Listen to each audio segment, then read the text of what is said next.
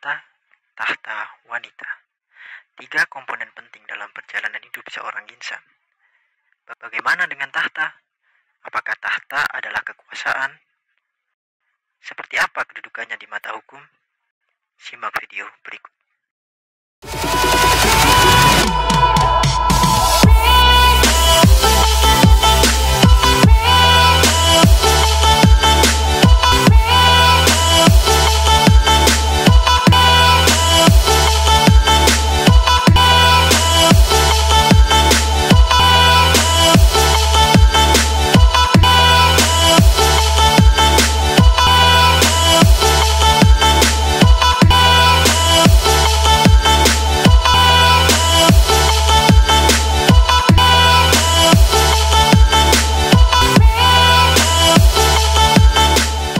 Assalamualaikum warahmatullahi wabarakatuh.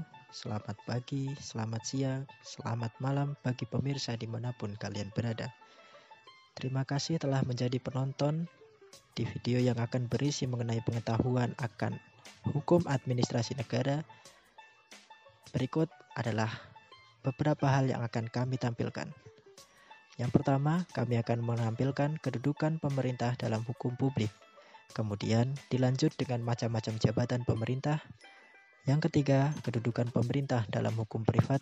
Dan yang terakhir adalah asas legalitas dan wewenang pemerintah. Baik, untuk mengawalnya, saya menjelaskan tentang kedudukan pemerintah dalam hukum publik. Sebelum itu, ada baiknya kita mengetahui apa pengertian dari hukum publik itu sendiri. Hukum publik merupakan sederet aturan yang mengatur bagaimana hubungan warga negara dengan negaranya yang menyangkut kepentingan umum. Untuk itu, eksistensi hukum publik diharapkan dapat mengetahui batas-batas dan hakikat kekuasaan, tujuan, dan sifat daripada kewajiban-kewajiban. Juga bagaimana bentuk-bentuk sanksinya bila mana terjadi pelanggaran di dalam pemerintahan. Lalu, bagaimana kedudukan pemerintah dalam hukum publik. Dalam perspektif hukum publik, negara adalah organisasi jabatan, dan jabatan pemerintah itu termasuk di dalamnya. Meskipun jabatan pemerintahan dilekati dengan hak dan kewajiban atau diberi wewenang untuk melakukan tindakan hukum, namun jabatan tidak dapat bertindak sendiri. Jabatan dapat melakukan perbuatan hukum dilakukan melalui perwakilan, yaitu atau biasa disebut pejabat atau abstrakir.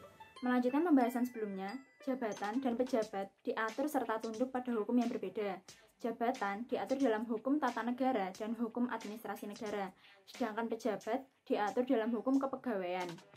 Dalam hukum administrasi negara, tindakan hukum jabatan pemerintah dijalankan oleh pejabat pemerintah. Dengan demikian, kedudukan pemerintah berdasarkan hukum publik adalah sebagai wakil dari jabatan pemerintah.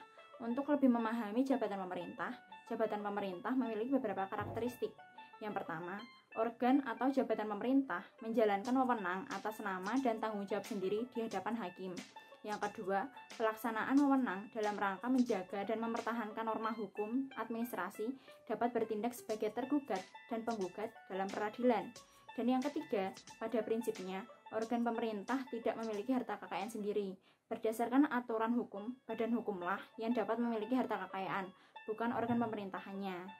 Baik, memasuki fase kedua, yakni materi mengenai macam-macam jabatan pemerintah. Jabatan sendiri dapat diartikan sebagai suatu kedudukan yang menunjukkan wewenang, tugas, hak, serta tanggung jawab seorang pegawai terhadap suatu organisasi. Dalam pemerintah, jabatan terdiri dari 2 jenis. Yang pertama yaitu jabatan struktural dan yang kedua yaitu jabatan fungsional. Jabatan struktural merupakan jabatan yang secara tegas tercantum dalam struktur organisasi yang ditetapkan oleh pejabat yang berwenang sesuai dengan ketentuan perundang-undangan yang berlaku. Pejabat struktural adalah pegawai yang menduduki jabatan struktural yang mempunyai tugas, tanggung jawab, wewenang, serta hak dalam rangka memimpin suatu organisasi. Jabatan struktural dibagi ke dalam tingkatan-tingkatan yang disebut sebagai eselon. Contohnya yaitu unit-unit organisasi di Kementerian Keuangan berdasarkan eselon. Yang pertama yaitu unit eselon 1 yang berisikan Sekretariat Jenderal, Inspektorat Jenderal, dan Direktorat Jenderal. Yang kedua yaitu unit eselon 2 yang berisikan biro, inspektorat, direktorat, sekretariat pusat, dan kantor wilayah. Yang ketiga yaitu unit eselon 3 yang berisikan bagian subdirektorat, bidang divisi kantor, dan koordinator teknis. Yang keempat yaitu unit eselon 4 yang berisikan subbagian, subbidang, subdivisi, dan seksi. Yang kelima yaitu unit eselon 5 yang berisikan subseksi urusan dan subseksi pembantu. Selain ada jabatan struktural, ada juga jabatan fungsional. Jabatan fungsional merupakan kedudukan yang menunjukkan tugas, tanggung jawab, wewenang, dan hak seorang PNS dalam suatu organisasi yang pelaksanaan tugasnya didasarkan pada keahlian atau keterampilan tertentu untuk mencapai tujuan organisasi. Jabatan fungsional dibagi menjadi dua, yaitu jabatan fungsional keahlian dan jabatan fungsional keterampilan. Yang pertama, jabatan fungsional keahlian yaitu jabatan yang pelaksanaan tugas dan fungsinya mensyaratkan penguasaan ilmu pengetahuan dan teknologi di bidang keahliannya. Tugas jabatan ini meliputi pengembangan pengetahuan, penerapan konsep dan teori, dan lain-lain. Yang kedua, jabatan fungsional keterampilan yaitu jabatan yang pelaksanaan tugas dan fungsinya mensyaratkan penguasaan pengetahuan teknis di satu bidang ilmu pengetahuan atau lebih. Tugas jabatan ini yaitu pelaksanaan kegiatan teknis yang berkaitan dengan penerapan konsep dan metode operasional di bidang ilmu pengetahuan. Nah, selanjutnya kita menginjak pada bagian berikutnya yaitu tentang kedudukan pemerintah dalam hukum privat. Nah, sebelum kita mengetahui kedudukan pemerintahnya, alangkah lebih baiknya kalau kita tahu apa sih hukum privat itu. Nah, hukum privat sendiri merupakan hukum yang mengatur hubungan antar individu di mana dengan menitik beratkan pada kepentingan perorangan dalam memenuhi kebutuhan hidupnya. Hukum privat itu meliputi ada dua, yang pertama itu ada hukum perdata dan yang kedua itu ada hukum dagang. Nah, untuk pengertian antara hukum perdata dan hukum dagang akan disampaikan oleh teman saya berikut ini. Hukum perdata adalah rangkaian peraturan atau hukum yang mengatur antara satu dengan yang lain. Dengan kata lain yaitu ketentuan yang mengatur tentang hak dan kepentingan antar individu dalam masyarakat. Nah, sedangkan hukum dagang adalah peraturan yang terkait dengan perdagangan. Nah, sekarang udah tahu kan apa itu hukum privat? Jadi, gimana sih kedudukan pemerintah dalam hukum privat? Nah, kedudukan pemerintah dalam hukum privat itu sebagai badan hukum keperdataan, karena di situ pemerintah menjalankan kegiatan komersial atau biasa disebut dengan ex justitionici. Nah, apa sih badan hukum itu?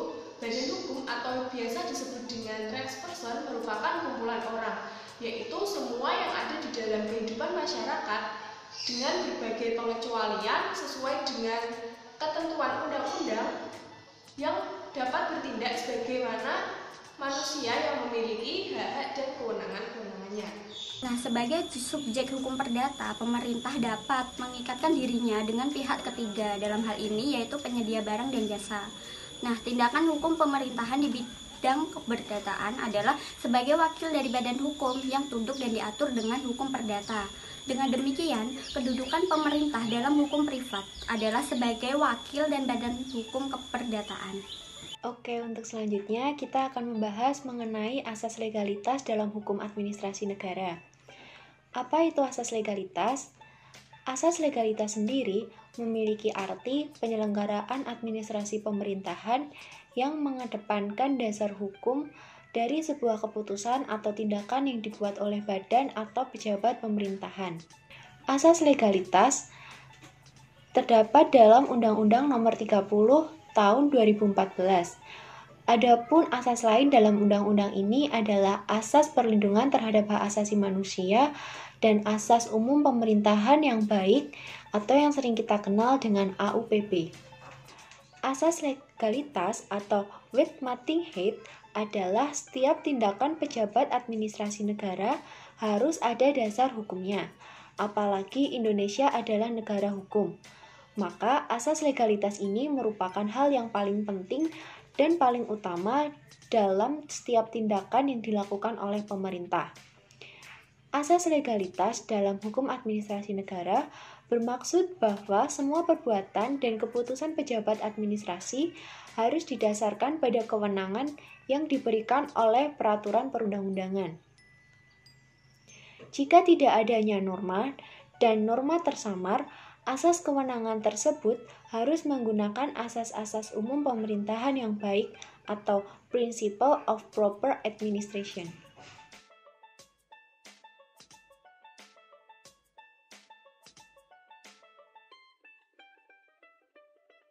Memasuki fase materi berikutnya, kita akan membahas lebih jauh mengenai wewenang pemerintah. Sebelum memasuki lebih jauh, kita akan membahas pengertian dari wewenang itu sendiri.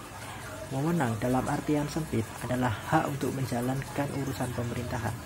Sementara dalam artian yang luas, wewenang adalah hak untuk dapat secara nyata mempengaruhi keputusan yang akan diambil oleh instansi pemerintah. Kemudian setiap pejabat administrasi negara dalam bertindak harus dilandasi wewenang yang sah yang telah diterbitkan dalam peraturan perundang-undangan. Jadi, secara umum, wewenang dapat kita artikan sebagai kekuasaan untuk melakukan semua tindakan hukum publik. Wewenang memiliki sifat-sifat khusus yang sekiranya terdapat 3 sifat khusus. Yang pertama, wewenang itu selalu terikat pada suatu masa tertentu. Yang kedua, wewenang itu selalu tunduk pada batas yang tertentu atau batas yang telah ditentukan. Kemudian yang terakhir, pelaksanaan wewenang pemerintah terikat pada hukum tertulis dan hukum tidak tertulis, atau biasa disebut asas-asas umum pemerintahan yang baik, disingkat AUPB. Wewenang dapat diperoleh melalui berbagai cara. Kira-kira ada 3 cara dalam memperoleh wewenang. Yang pertama adalah atribusi, yang kedua adalah delegasi, kemudian yang terakhir adalah mandat. Penjelasan lebih jauh akan dijelaskan oleh teman saya berikutnya. Yang pertama adalah atribusi. Atribusi merupakan pemberian wewenang langsung dari peraturan perundang-undangan kepada organ pemerintahan yang mana sifatnya melekat pada pejabat yang dituju. Dalam hal atribusi, penerima wewenang dapat menciptakan wewenang baru atau memperluas wewenang yang sudah ada. Yang kedua adalah delegasi. Delegasi merupakan cara memperoleh wewenang dengan pelimpahan wewenang. Dalam delegasi, tanggung jawab yuridis tidak lagi berada pada pemberi mandat, melainkan beralih pada penerima mandat. Dan yang terakhir adalah mandat. Mandat merupakan pemberian tugas dari pemberi mandat atau mandans kepada penerima mandat atau mandataris untuk atas nama menteri membuat keputusan administrasi negara. Pada mandat, wewenang sepenuhnya tetap berada di tangan menteri, sedangkan mandataris atau penerima mandat hanya melaksanakan pemerintah secara atas nama saja dan tanggung jawab sepenuhnya tetap berada di tangan menteri. Dan yang terakhir adalah mengenai pembatasan dalam pelaksanaan wewenang untuk mencegah terjadinya penyalahgunaan wewenang oleh pejabat administrasi negara. Yang pertama adalah undang-undang harus menetapkan asas yang tidak dapat dijabarkan atau diinterpretasikan secara lebih lanjut. Yang kedua, pendelegasian dilakukan secara tegas dengan menetapkan asas pada pasal yang bersangkutan. Yang ketiga, mensyaratkan dengan undang-undang agar sebelumnya dilakukan sebuah penelitian yang cukup. Yang keempat, undang-undang menetapkan jenis atau sanksi hukum bagi pelanggar peraturan. Yang kelima, pelimpahan hanya dilakukan kepada pejabat administrasi negara. Dan yang keenam, undang-undang menetapkan diadakannya suatu badan untuk menampung keluhan, pengaduan, dan juga gugatan. Pada akhirnya, kita telah memasuki fase akhir dari video ini. Terima kasih kepada Ibu Fatma Ulfatun Najija selaku dosen pembimbing kami dalam mata kuliah Hukum Administrasi Negara ini yang telah mengajarkan dan memberikan ilmu serta wawasannya yang begitu luas kepada kami. Baik, saya mewakili kelompok 3 mengucapkan terima kasih sebesar-besarnya dan wassalamualaikum warahmatullahi wabarakatuh. Semoga bermanfaat.